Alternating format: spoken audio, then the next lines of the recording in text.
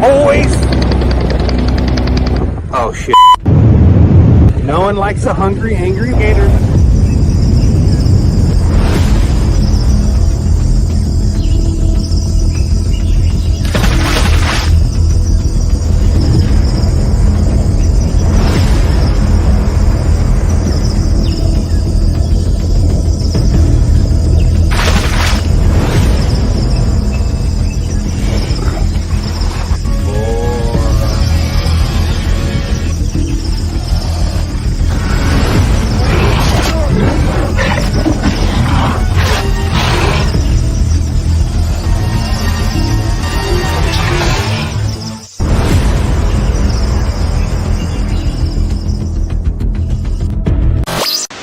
I've got a lot to say, can't hold it in this time. Got no filter, I got no filter. No filter, I got no filter. No filter, I got no filter. No filter, I got no filter. No filter, I got no filter.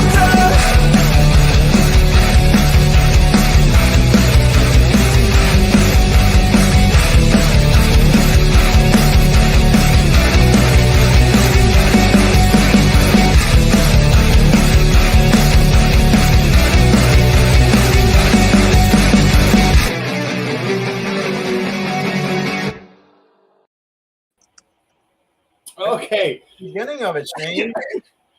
I've watched it 100 times. It still gets me every time. Am I muted? No. You missed the beginning of it. The beginning of it didn't show. What happened? Seriously?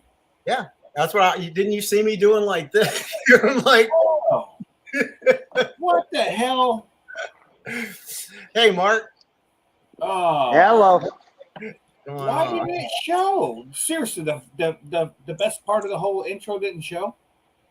I don't know actually what showed and what didn't, but probably enough did that people catch what's going on there. Oh, come on. Man, we even replayed or made sure it worked and everything. Golly. Well, at the end of the show, we'll replay it. Hopefully it works. I did not see you doing this because I was too busy laughing. I was enjoying the video. Is just awesome. The intro is awesome. Mark, how much of that did you see on your 8 seconds after the show started? I'm going to cut your pay on that, by the way. I saw enough to know it was good, and you're just going to scare Will from flying in Florida. Yeah. Yeah. He told me, Mark, he said that, don't worry about the alligators. They won't bother you. I said, well, what if you crash in the lake or whatever? Yeah, don't worry. They're more afraid of you than you are of them. And someone tells me that's not right. So true. I have a feeling that if they hear any kind of thrashing in the water, they're going to come over and investigate. So you're too big. I actually flew that same, the lake that is at the top of the screen not too long ago, about 2 weeks ago. And I have one video in the video, I have a splash of about an 8 or 9 foot gator. And then I realized that the camera was angled too far down. So I leaned back while I was flying. And there are two probably 10 to 12 foot gators that are in there that turn and splash just as I fly over. And I have not uploaded that yet, but I'm thinking about doing it. I don't know, not sure if I have enough video. I might have to put it on TikTok just as a little quick clip, if you will. But that same lake is just still full of alligators. Absolutely love it. Yeah, I mean, you counted that, and that was just the ones you could see there. So that was the little pond. The big pond, it takes about 8 minutes to fly around. I think I counted over 60 on that video on YouTube that I did. I think it's called Flying with Pigs and Gators or something like that. I don't remember, but that's the same video that has a ton of alligators. And it's not too far from Wauchula Airport, just so you know. Right on. Like your shirt there, Mark. Yeah, Mark. Yep, nice yep, shirt. good looking. I make this shirt look good. I'm gonna have to agree with you on that. I need to move this camera. Hold up. Here you go. Shout out, Brooke, Pinnacle Paramotor. These are comfortable shirts too, you know. Hey, if he would have agreed to come on the show tonight, I would have worn mine, but he didn't. So Brooke Sheffield, he's one of them highfalutin guys. You know, you don't come on for just anybody. I know if I was important enough one day, I might get him to come on. Yeah. We can all have dreams. I would normally not set my goals that high, but one day, just one day. He signed my chest. I haven't watched it yet either. Mm. The outline. It's pretty cool. I told him he should have named his school when it was red pill. It should have been the blue pill. We get you up. Yeah, and leave you there. Anyway, so Mark, how's the house coming along? Wait a minute. Hold on. Oh my God! Oh man! Hold on. Screen capture. No! Somebody give him a Paralife T-shirt or any T-shirt. I Canvas. got a shirt. I was mowing the grass. I got this one right here. Hold on. Hey, now when Brooks says he's mowing the grass, there ain't no telling. What's it say? Dirty South Flyers. I don't know who they are, but I'm pretty sure I qualify as Dirty South. Hold on. Wait a minute. Let me see if I can help this out. All right, here we go. I got it. We're good. I'm fully clothed now. Hey, it just takes one Brooke to bring the show down. You know what I mean? Like, we're just going down now. You're going to get at least 2 thumbs down. Hey, oh my goodness. What is going on, Brooke? How's the school? How's things going? Tell me about it. Things are awesome. You know, it's the busy time of the season. It's slammed. The sun's up. Students are in full roll. Everybody's getting it going. I mean, couldn't be better. Mark and I are really busy. We've got a bunch of great students. We've had some decent weather.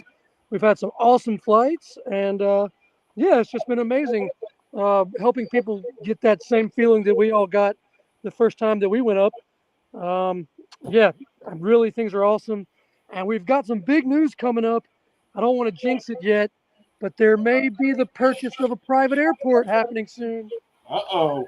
Oh, nice. Yeah, we're working on it. You're not working on Mountain High, are you? What's that? Mountain High? I think it was called Mountain High Airport. No, I can't say where I'm working on it, but it's here in North Carolina in the mountains. It's a 2,000 plus grass strip with river frontage, 55 acres, hangars, and everything. Dang, man. Wow. Dang. Yeah, if things go well, it's going to be a dedicated PPG airport. That is awesome. I know where it is. I'm not going to say it, but it's got to be the one I'm thinking of. Well, I'm just saying, at any point I get an invite, I'll be there. Just so you know, it'll be a long weekend, but I'll be there. Well, we got plenty of RV spots for you. All right. Yeah. Sounds good to me. And I'm serious. I'm going to hit you up, Brooke. I want to fly in the mountains. Thousands of hours flying around that area, but never once in a paramotor. That's got to be just an unbelievable experience. Oh, yeah. You know how beautiful it is up here. You got to come check it out. Yeah. Right. I'm willing to show up and show your students what not to do and what not to act like. I do a pretty decent job of that most of the time. Challenge accepted. I'm still working on my wingtip cage drag takeoff. I still have not perfected it like Mark McElroy has with Paralife PPG, but one of these days I'm going to get there. Yeah, man. Oh, shoot. Anything else new? You still working with the CBD stuff, or? I sold my CBD, my hemp farm. Okay. Still got some interest in the cannabis sector, but I'm pretty much full-time aviation. Okay. That's what I'm really concerned with. That's the things that make me happy. So, yeah, that's where my stuff is now. I still do raise a bunch of fish and a bunch of animals. You guys want to see my fish tank? Yeah. This is like not a ordinary fish tank. This is a commercial greenhouse fish tank. What kind of A fish are you 500 raising? gallons of big fish in here. Underwater fish. What So kind of yeah, fish, when I'm not flying, I'm still farming. what kind of fish is that? What's that? What kind of fish is that? I raise tilapia for people who do aquaculture. So I got tilapia and koi. And the koi are for ornamental farmers or ornamental gardeners that have koi ponds. And then the tilapia I sell to young aquaponic and aquaculture guys who are starting out aquaponic systems. So I get them their stocks so they can start out. Because in North Carolina, you have to have a permit to raise tilapia because it's an invasive species. Okay. But yeah, just doing a little farming. Well, there is an opportunity that I will be going through North Carolina to head to Ohio and to what is it, Virginia for Easy Pace? Is it Easy Yeah. Pace? I may need a resting spot to launch my paramotor before I continue south or north, whatever it is. Come on up. I'll be going to both those events too. So Oh, come you hang will out, be? and then we'll go to Purdon's and Easy Pace and all that. Sweet. Brooke, get with me. I don't know what your schedule is, but we're going to be up at my wife's cousin's house the Monday before Purdon's, and we fly from the property there. It's 28 acres, farmland. We go horseback ride and do whatever you want to do there. Shoot guns, whatever. Cool. So if you're interested, get my number from Brian Waller and or Will. If Will, you got his number. Let me know if you want to meet up before. We're going to go there and hang out for the few days before, and then go down to, I think it's about an hour and a half from Purdon's. So it's just outside of Cincinnati, but it's all farmland, beautiful place. We could fly to the Ohio River. I did it last year. Mark showed up, brought bad winds and rain. Somebody had to do it. I don't know why I invited him back this year, but he absolutely ruined my flying. But it's pretty good place to fly. You go to Purdon's last year, bro? I did not. No, I'm excited to go for my first time. Yeah, good.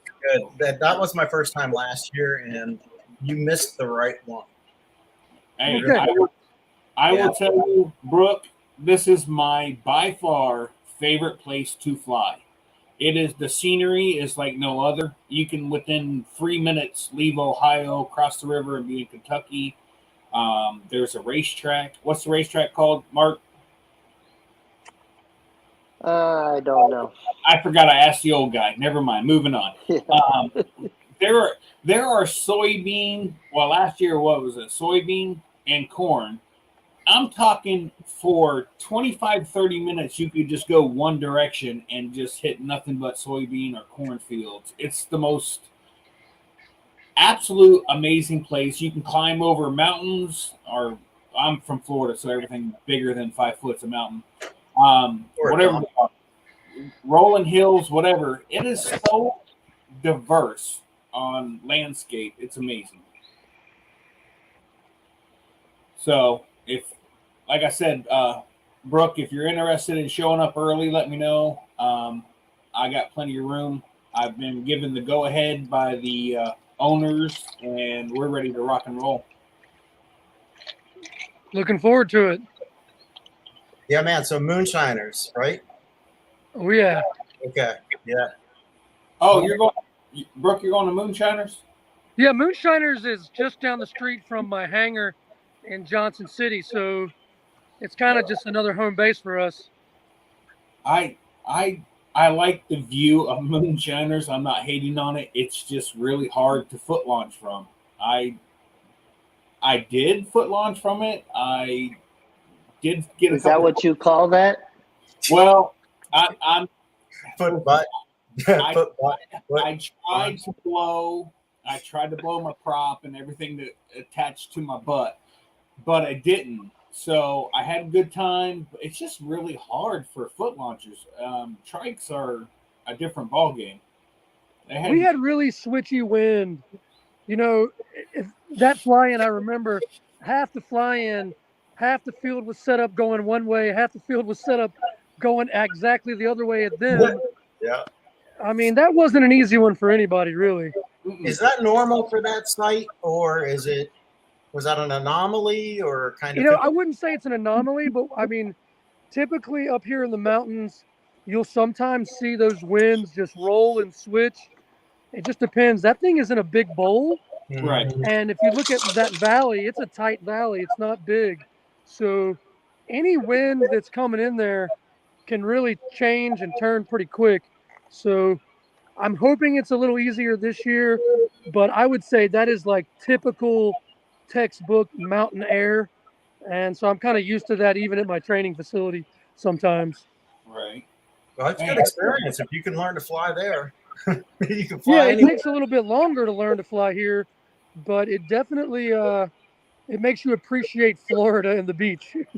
Yeah, it's not a Texas beach and learn how to fly and then come home and crash in your front yard. Yeah. Why we gotta go there?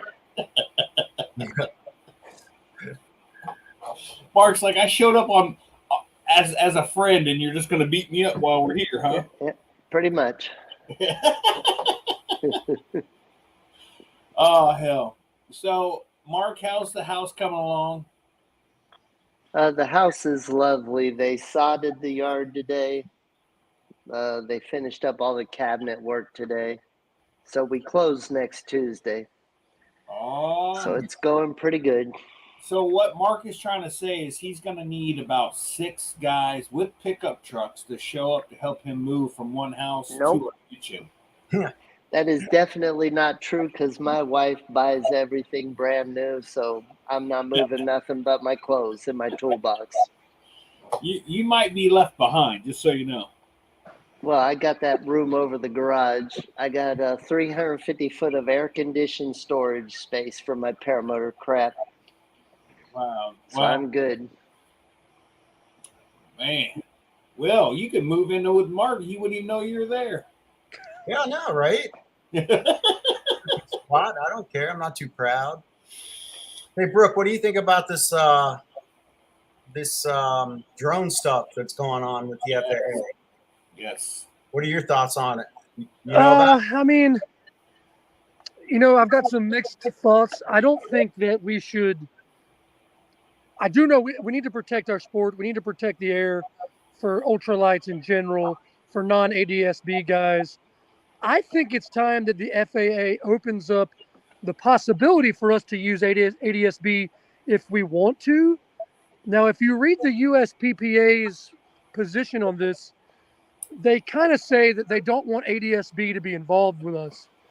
And I don't think I want ADSB forced on us by any means, but I think that paramotors and pilots who want to use that type of technology to protect themselves and protect others, I think, one, there should be a route for that type of activity. Two, I know that we can't stop progress, especially by huge companies, technology. The future's coming. We have to find a way to coexist. I don't think that the technology that they're talking about is even really there yet. And I don't think that the clientele and the public in general are ready to utilize it.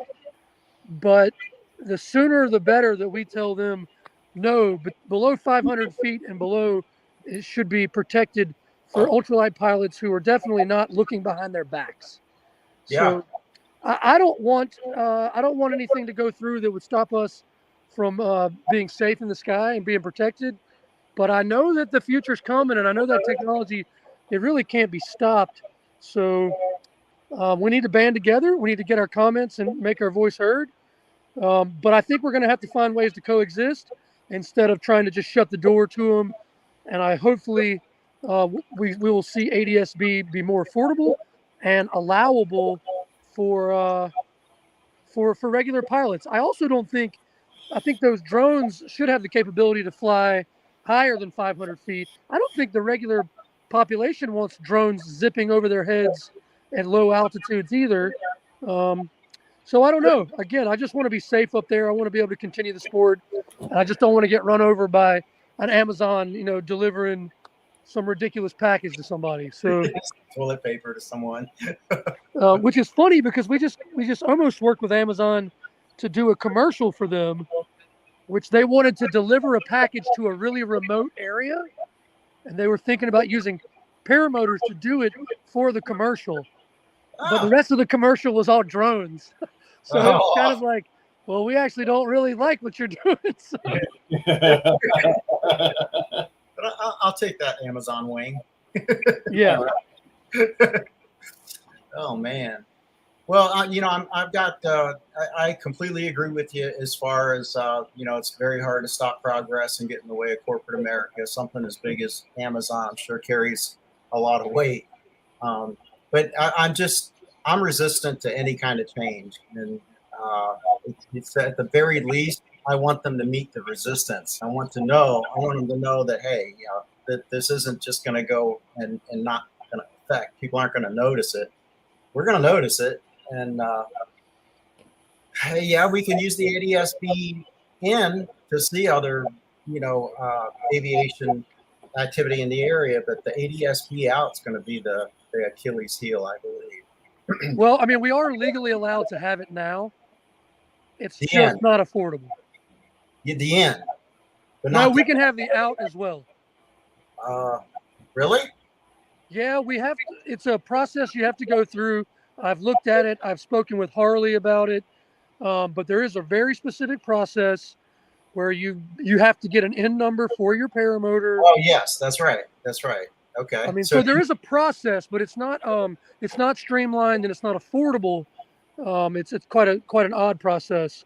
But no, you're right. We can't just go purchase the unit and plug it in, which we can do for the ADS-B in. Yeah. Well, and that also brings up the certification requirements. I mean, the ADS-B has to be certified, and then that means anything has to be certified means it's going to have to be recertified. I'm sure. I don't know if it's going to be an annual basis or. My understanding was that if you're applying for an N number on a non-certified experimental aircraft, the only thing that was necessary was providing the documents for the assembly and build of the experimental aircraft. Well, I mean, on the ADS-B part. Yeah, that's what I mean. For at least that's what Harley had to do. He hasn't said that there's a recertification of the actual machine. It's just the original N number and documentation of the assembly of it was pertinent to it as being experimental. Experimental aircraft, to my understanding, have to be self-assembled to some degree. Okay. But you're talking. What's the name of the ADS-B unit? Sorry, Mark. I'm using Century. I don't know what unit he's using for both in and out. I use Century for my ADS-B in. All right. Mark Inman, the guy that flies here locally, he has it also. He has an N number for his paramotor, and he has it, and you can track him online. Yeah, right now you can track Harley as he flies from like Sonoma to Oshkosh or something. Okay, so here's the real kicker. Let's say you're flying your paramotor, a drone hits your wing, tears it up. Weeks later, a drone delivers your new wing to your house. And then the drone also delivers you the papers where they sued you Exactly. for being in their way. Exactly. What a real kicker, dude. It would just be awful. Hey, Oh, that Century unit that you're showing, they've got a new unit out that actually shows elevation and G's pulled. They got a pretty neat unit that has a readout built in. Okay, so this is okay. Actually, so it ties into your iPad or iPhone or whatever, right? Yes, it'll Bluetooth connect to your iPad or iPhone. It will work simultaneously with ForeFlight. And again, the new Century sensors, the sensors themselves have a digital readout that'll show you an altimeter and how many G's you're pulling and a couple of other things. It's pretty neat. Yeah, that is cool. And I'm a technology, geek, I guess. But man, I just don't want to have another thing to mess with, you know? It's Well, just I don't like, think you should have to have it, but I do think there should be streamlined routes for us to acquire the equipment. But like, here's my Sentry right here. Mine's like that small. It's just a tiny little thing right here. It's got just a USB plug. It doesn't have to even plug into my iPhone. It just Bluetooths right to it, and then immediately my ForeFlight pops up. Any of the airplanes it wasn't seeing prior to the ADS-B being put in, it pops up just about anything that I want. Now, one thing I've noticed is that the free app on iPhone called Flight Radar 24, it's a free app. It's more accurate than the ADS-B. no way. Swear to God. What's it called? It's called Flight Radar 24. And what's neat about it is that the data is, it's got to be close to almost exactly real time. Because I've been in the sky and I've avoided helicopters and low-flying aircraft with precision. And I found it more precise than ForeFlight and ADS-B. So I'm actually now just running that app when I fly more than anything. So does it give you like proximity reports or what? I mean, No, that's the thing that ForeFlight will give you is the proximity. But if you just have the map open to Flight Radar 24, it is, I mean, you can just see everybody flying in your airspace.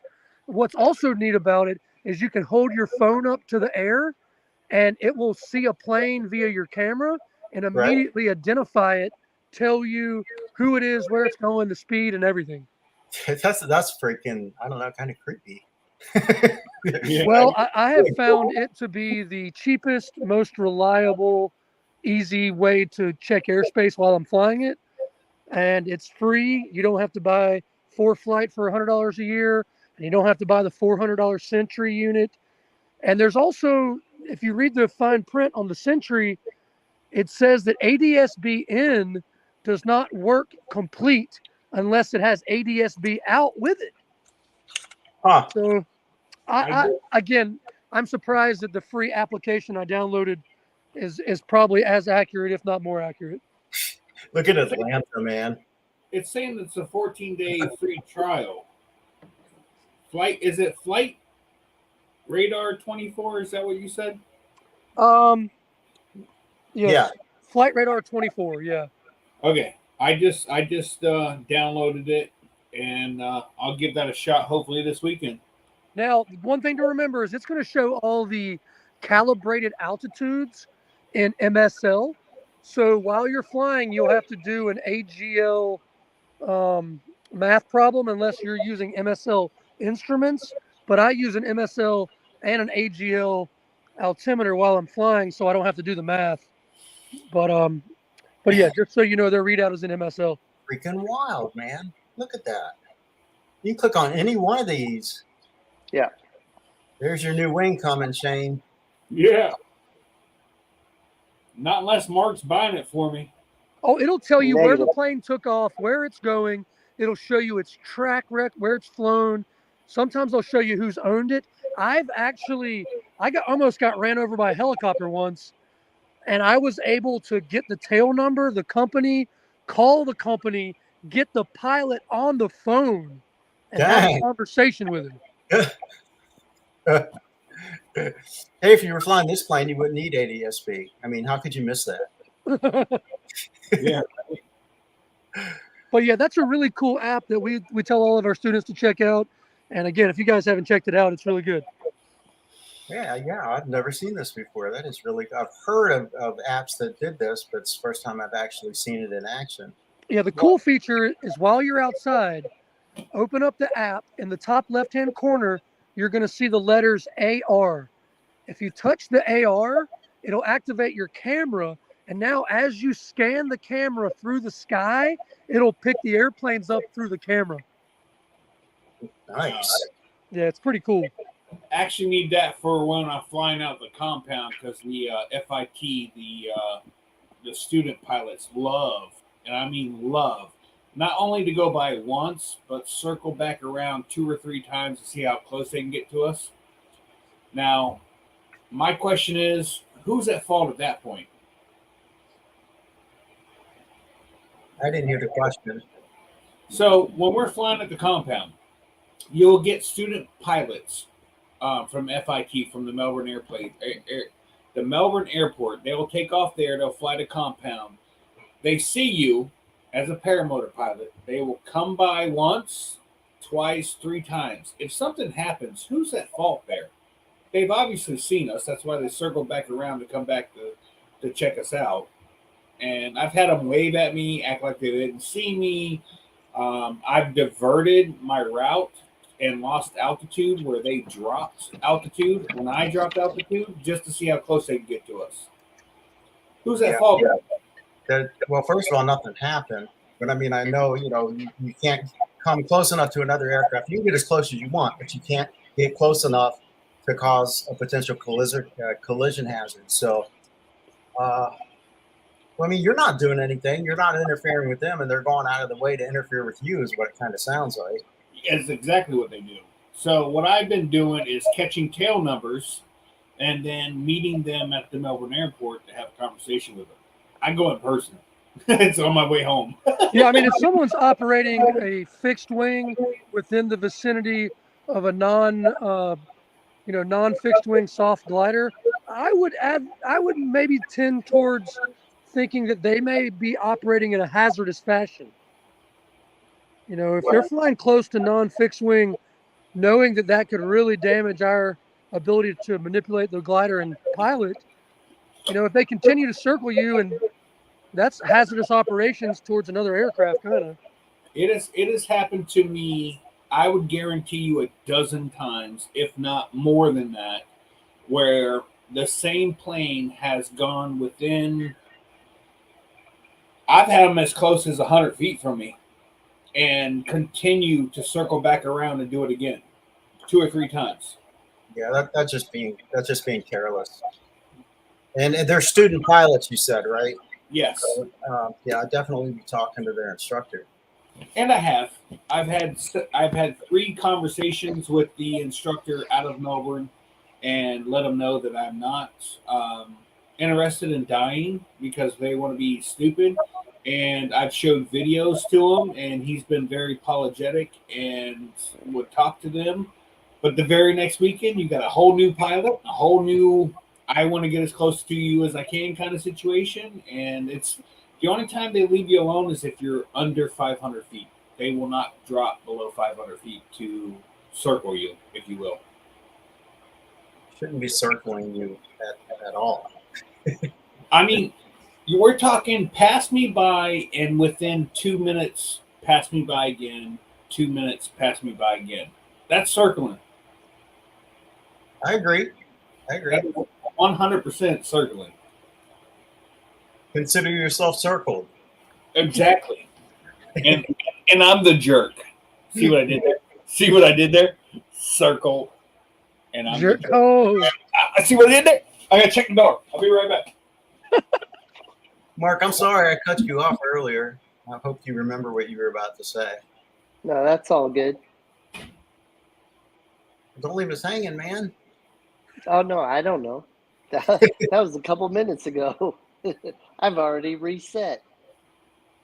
I haven't been paying attention to the chat, so sorry, guys, if you've had any questions, but it's kind of been an interesting topic. And it's gonna be interesting to see how things turn out in the next few years as far as how we get along with drones and how they get along with us, and incidents and accidents that may or may not happen. The drones definitely have more money backing them up, and money wins. Cannot disagree. The power of the people, man. Yeah. How's that working for you? Yeah, right. There was something I wanted to show y'all. Let me make sure it's muted. It open. Okay. No, Not muted. there we go. Let me pause it, stop, and share. You guys have probably already seen this. Last time I did this, I think someone said, well, yeah, that's like a 3-year-old video. But I was just getting around to seeing it. So let's see. There, and share. All right. So, can you see that? Yep. Yeah. This is the AliExpress $2,500 paramotor. Have y'all seen that? Oh, is this the one from Avery Colburn? Yeah. Cool. Yeah. But this dude, he ordered, if I could get it to work, he ordered a $2,500 paramotor from, I guess, China. I guess that would be AliExpress. And let's see, right here, there, back too far. Let me get a picture of it. There it is. Look at that thing, man. It is are you familiar with this at all, Brooke? No, I've heard a couple of things about it. The guy lives not too far from me. I don't know much about it though. I just know it's an RC motor, and he got it to fly. Doesn't Yeah, fly much, but it flies. he did, and he didn't get it to fly right out of the box. So it took some. He needed a new prop, and he needed to make some changes. Ultimately, did get it to fly after making those adjustments. He got enough thrust to make it happen, but that was kind of interesting. It's not something I've seen every day. I've heard of some cheap paramotors, coming from China or whatever, but there he is. So yeah, he flew. That's pretty cool. Yeah, it really is. I'm limited on things that I buy from China directly, that I'm willing to risk my life on. I don't know. I'm just saying. I mean, I have spent a few dollars, and I've spent a lot of dollars, and there's not much difference between the two. Just so you know, on quality. What's fascinating about this? It was there he goes. It's an electric paramotor, right? Right. An electric motor. So I think it is. I don't know. No, that had a cylinder head in the picture. And then this isn't the same one then. No, this is okay. So it's there he is. So he got it off the ground, and kind of neat. It's going to be nice when Walmart starts carrying these things. Yeah. No, Oh, Jesus. that's when we're in trouble. Yeah. Hey, so Will, I got a question for you. Yeah. I saw the other day you posted that you were looking for a new wing. Yeah. Yeah. So what are your thoughts? Where are you going with that? I'm going to, man, it's a toss up, I think, between China. the Strap and then the what's the other one? The other one. Hadron. Okay, so I did some thinking on this, and I went and flew the Colorado because I wanted to know what it felt like for you to fly the Colorado. Yeah. And I've got 100+ hours on the Sirocco. You're probably wasting your time on the Sirocco. Really? Yeah, the Okay. wing I think you need to try is the Drift Air. The Drift Air. I've been flying that for the last 2 weeks. It's got the fun and it's got the cross-country speed of the Sirocco, but it's got the playfulness of like a free ride without any of the worries. Really? How about launch and stuff like The that? Flare on landing? Easiest thing in the world to launch. Really? And the flare authority on it foot drags for days, and you can whip it around like a slalom wing, and it has power attack. What's And if power? you haven't used power attack, it's the shit. What in the world's power attack? So power attack is where, irregardless of the trim setting, when you push the speed bar out, not only does it move the front of the glider with the A's, it moves the trimmers for you as well. Oh, really? And you talk about an extremely fast, agile, but stable enough to fly hands off in turbulence. It is it's definitely the most fun wing I've ever flown, man. Hey, Brooke, And I what- fly a lot of different wings, and I love to fly fast, and I love to throw down. And the Drift Air is the best combination between speed, throwing down, and hands off, no worries flying, man. I really want you to fly this wing. Yeah. And I'm not a dudek dealer. I don't sell dudek. I don't even really fly dudek. I was just that impressed with it that I think you should check it out. Yeah, thank you. I definitely Yeah. will. You're the first person that recommended it. So Hey, bro, Yeah. what is the largest wing that you can do a barrel roll on? I can barrel roll a 28. Oh, that's inside of my 27-meter link too. I'm I gotta say this quietly. I'm really wanting to do a barrel roll. I just don't know how to do it, and I don't know how to get out of it. yeah, you'll be fine. Oh, dude, I'm telling you, I am so anxious to do it. I think I'm just gonna do a spiral down to the right and then just come out of it and just yank that shit. Let's just see what happens. That'll probably work. That's what I'm hoping for. Yeah, let us know how that goes, man. Good content. Hey, you guys are all joking, but that's my goal. That's my game plan. I mean, Did you ever throw that sat yet? No, Yeah, me either.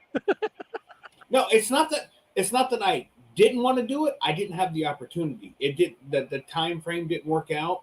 The things that I wanted to work on during the SIV, I actually got to do, but to do a sat, I don't think it's really that big of a deal. I mean, I watched Sean Simons do it, and he pulled it out like it was nothing. It was, I mean, So I will tell you, Sean Simons is in the chat right now. That dude pulled a horseshoe. So you take your two inside A's and you put them together, and then you run your hand up, and then Oh yeah, I've done it. Yeah, I know it. yeah. Sean ended up in a whole world of free fall doing it. And I did it, and I was like, "Oh, that's nothing." That was it was as dramatic as Big Ears. Okay. Were you guys on different wings? Yes. What was he on? Sean, if you could answer what wing you were on, I was on my wing. I was on the Link 2. And Did his front tips come around and curl over each other and turn to shit? I think I want to tell you the difference. I think that happened. I think Sean grabbed his A's and yanked his A's above his hand. I think he yanked it down, and I think that was the problem, because when I put my A's together, I went up as high as I could reach, and I slowly pulled, and it literally did nothing. It was as much dramatic as Big Ears, and yeah, that's how mine was. I actually really enjoyed it. Yeah, so did I. I haven't had the guts to do it since with the motor. I'm not doing it. I'm not doing it again. I mean, nothing happened, but I seen what could happen, and that has really kept me from doing it, to be honest with you. I think if you were to do it and really watch, because when you pull it down, the two tips move forward to each other in front of your face. Right, correct. As you see those tips come together, if they start to commingle with each other, you should get out of it pretty quick. Right. But because if you let them get in twisted up with each other, it's going to turn into a show, man. Right. I don't want that. Me neither. I listen, I do not want to fall out of the sky under any circumstance, but I have thought about it. I've been up to a mile high, and I'm like, this is plenty high enough. I just don't have the cojones to try it again, because I watched Sean fall out of the sky like Wile E. Coyote. He was just flying along, and all of a sudden he just dropped. Yeah. Hey, bro, let me ask you something.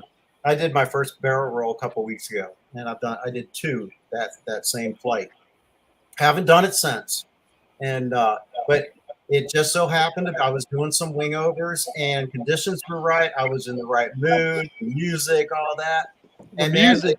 Yeah, man, I just went, and I did it. I just went for it. So I almost call it by accident. It was not by accident. It was everything just was like there, and I was in the state of mind and everything. So how did it, when you did your first barrel roll, how did you do it? Were you training, or did you just kind of, I don't want to do it?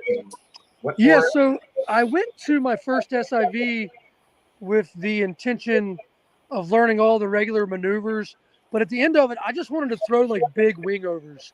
So I threw a bunch of big wing overs at my SIV a year and a half ago. And when I left that SIV, I had a whole new confidence in my equipment and in myself. Mhm. And even Andrew was like, "You guys are going to be animals after this. I can already tell." And I can very specifically remember my progression. So before I went to that SIV, and even after it, I really liked working on spirals. And so I remember specifically I was at Bad Apples, not this year, but the one before, and this was a couple months after SIV. I was basically doing big spirals and building up energy, and then swinging under the spiral where I was above the back of the wing and I could see it. And that's what was setting me up for my barrel rolls. So I basically worked. I watched the Team Fly Halo acrobatic progression series of videos on Vimeo, and with a combination of watching those videos and then a combination of dialing in my ability to manage the energy in and out of my spirals, I was able to finally get to a position where I thought I had enough energy to swing under the wing and pull enough brake to rotate all the way over. My first barrel rolls happened at Bad Apples the year, not this year, but last year. And then it just kind of clicked. And now I've just been working on them, with power, without power. How much power do you put in at what point?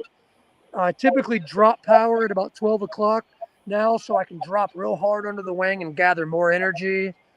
But my first student that I taught last year, he's already throwing barrel rolls at like 80 hours. So I think it's different for every person. I don't think it's something you should jump into without making the right type of conscious efforts. It's not something you should just go try. But SIV really helped me, and then energy management, spirals, and the videos from Team Fly Halo, and then Chris Santacroce has some videos out there about wingovers and stuff that really helped me. So really just doing my due diligence on learning, going to SIV, and then working hard on energy management. I think I probably took a little bit longer than most do to learn it, but I'm a pretty nervous flyer until I know something. I'm at 200 hours. My wingovers are, to me, impressive. I'm getting the whole wing below the horizon on both sides. I really think I am there. I just don't know the exact process to go all the way over, and then the coming out of it part. Like I sit there and I think, okay, but once I rotate, I'm like, what the hell do I do with the energy now? Like, which way do I pull? That scares me because I haven't figured that part out in my head. And if you can't figure it out in your head, you sure as the hell aren't going to figure it out. You're naturally going to bleed a spiral off. Okay. That's the mistake that people, they don't make it as a mistake, but like when you first throw the first one and you leave with all that energy, you're typically just going to spiral it out. Right. And that's what I'm working with a couple of my students now is, hey, let's not spiral out of this. Let's whip it back the other way until we can make a correction out of the barrel roll that puts us right back on a straight heading without a large balloon. Right. And those are the things that just take time. I don't like to do my barrel rolls trimmed in. Other way, that would be cool. Well, yeah. Once you realize you've got all that energy stored up in the wing, when you throw a barrel roll one way and you pull a hard oscillation correction on that side, as soon as the wing stops, it still has that energy, and then you just throw it right back the other way. So, all right, Brooke, I'm gonna have a conversation with you at Purdance, just so you know. Yeah, let's go up and throw some barrel rolls. No. Stop going ahead and thinking I'm giving it up tonight, okay? Because it's not going to happen. I just want to talk to you about the whole process. I want to do a ground conversation about the whole wing over. And after that, now I want you to understand, after that, we can talk about going up and doing it. I seriously am so ready to do it. I'm at 200 hours, and the best I can do is wing overs and a pretty intense spiral down. outside of that, I mean, I don't want to say that I'm boring flying. I'm comfortable flying, and that's why I want to make very clear with everybody. You fly your comfortability. I'm willing to push my comfortability into a little bit more, but I'm not sure if I'm ready to go from a jog to a straight up sprint. And a barrel roll is pretty doggone much of a sprint, if you ask me. So I would say one of the biggest things on the wingovers that I took away from Chris Santacroce and the Vimeo videos from Team Fly Halo is getting that kind of double pump at the apex. I don't know if you're familiar with that kind of technique, but basically at the apex, pulling both brakes in real deep really changes the angle and makes that wing over even more aggressive. And that allows you to build even more and more energy. It's just energy. Once you have so much energy in the wing, it will tell you you don't have an option but to barrel roll it. right. So it's almost like you need to wait for the wing to tell you that you've put it in the right condition, because what happens is a lot of guys will learn to do it the right way, but then they try to force it later, and they force it before the energy's there. And that's when you end up in these situations with big wingtip collapses, and those lines can go slack on you, and it can really scare you. So energy is your friend as long as you can manage it. But if you can't manage it, it gets out of control. You get enough of it, there's not much of an option but to barrel roll it. Well, I just got into wingovers a couple weekends ago for the very first time. I got loose in my seat. I got light, and I was like, "Oh, that was because I got out of sync, if you will, and I didn't pull as hard as I should have, and I had too much energy built. It's kind of like being on a swing. You start swinging, the higher you get, all of a sudden you get loose in your seat. That happened to me, and it didn't really scare me. It did make me go, oh, you might want to get in sync with your wing before you try it again. And I did not try it the rest of that flight because I didn't feel right in my head. Going into it, I felt perfectly fine, but I realized afterwards that I got out of sync, and that was the very first time in 2 years of flying that I've gotten out of sync with my wingovers. But my question is, if I pull hard right, I'm in a spiral, and I just rotate that shit to a hard left, am I going over, or am I? That's how I figure a spiral or a wing over is supposed to go. You go one way and then just yank that crap the other way. I mean, that's a no.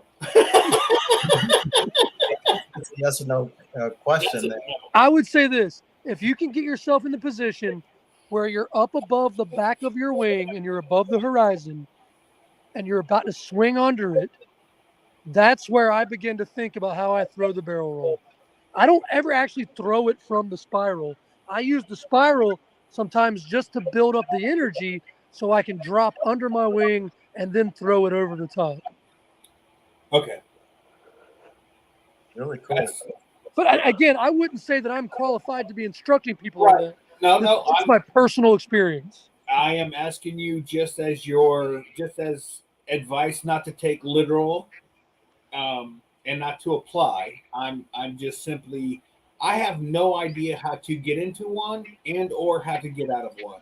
That's why it hasn't happened yet. If I could figure out how to get into it and get out of it, I would have already done it. Well, I can tell you this: using power to do it is going to make it easier in the beginning. Okay. I know a lot of people out there advocate for learning to do it without power.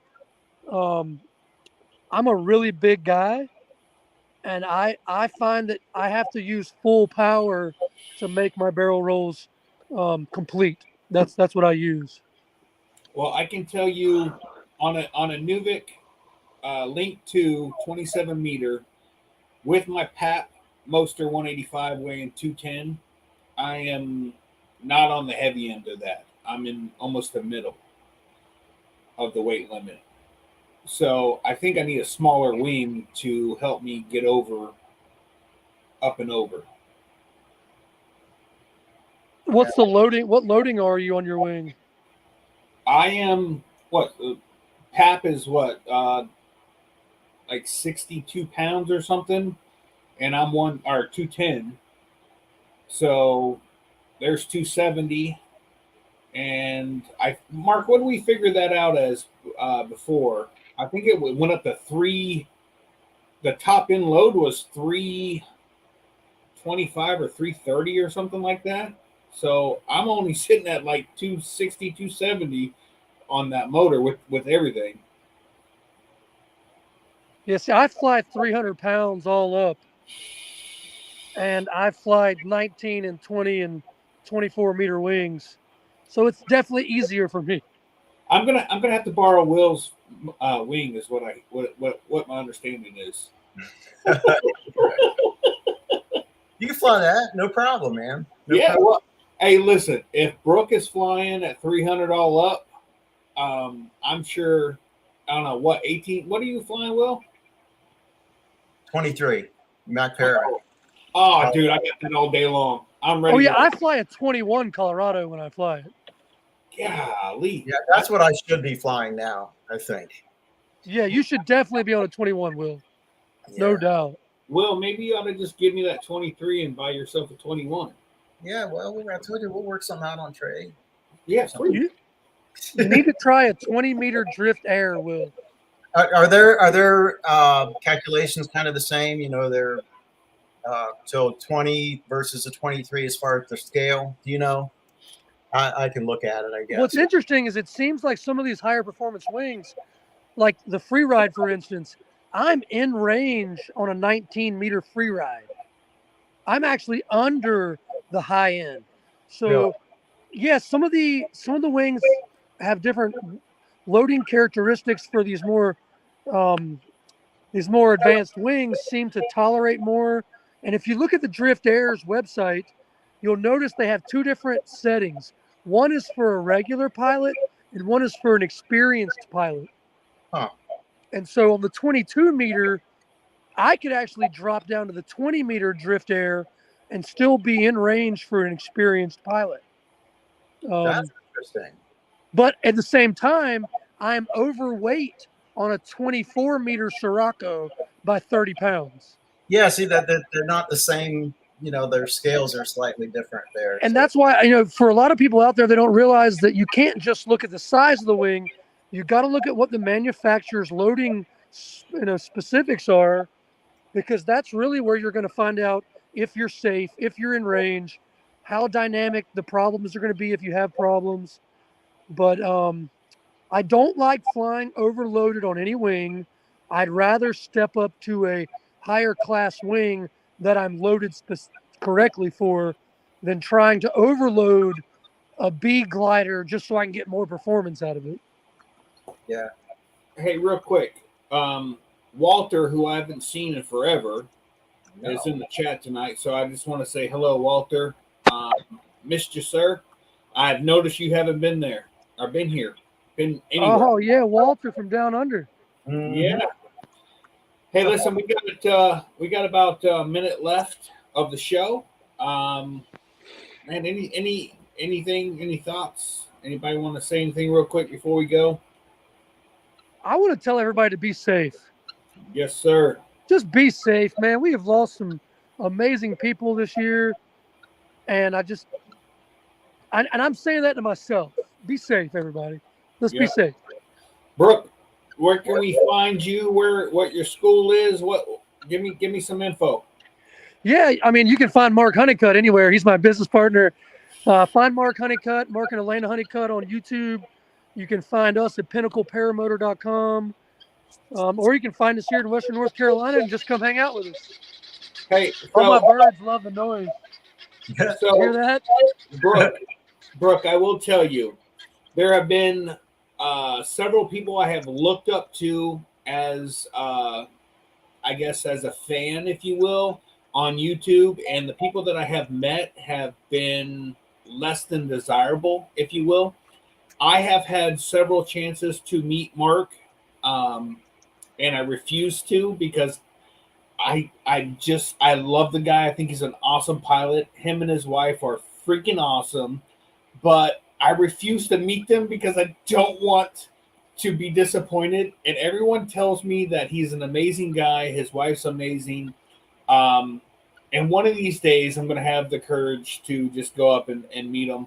I know he was up at Bad Apples, and I just couldn't do it. My wife is like, "Go talk to him." I'm like, "No, I don't want to." Mark is actually really shy.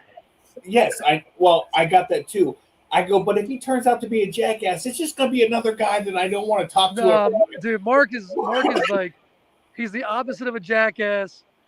His wife is amazing. Yes. Together, they are just like some of the coolest people.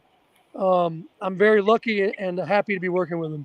And let me tell you, I get that. I see that. I understand that. I want to be that. You know what I mean? Like I want them to be there. And then I'm just so worried that it's going to turn out wrong. And I'm like, I can't do it. So, but yes, I will. I'm not saying anything negative. I'm just saying personally, I'm concerned. And I know that everybody says he's awesome. And I just, watch their videos. And the two of them together are freaking adorable. And I just, man, what if it's not true? I'm going to be heartbroken. It's like when I met Mark McElroy. That is heartbreaking. It's like when I met my ex-girlfriend. Yeah, right. All right. So, Will, where can we meet you? Or where can we find you, sir? You can find me here on Tuesday nights or at willflyppg.com online, or just go to YouTube, search for Will Fly. You'll find me. And Mark McElroy. YouTube Paralife PPG. Say that with a little bit more enthusiasm. You act like you didn't just buy a house. I don't think y'all got up at 3:50 in the morning. I'm hurting. You can find me on TikTok at ppgshane.com and YouTube at Never Trust a Skinny Chef Shane. Brooke, stay on real quick. We're going to end this, and then I just have a quick question for you. All right, guys. Everyone, have a nice night. Thank you very much for watching, and I greatly appreciate it. We all do. And see you guys Tuesday night next week. Peace. Good night, guys.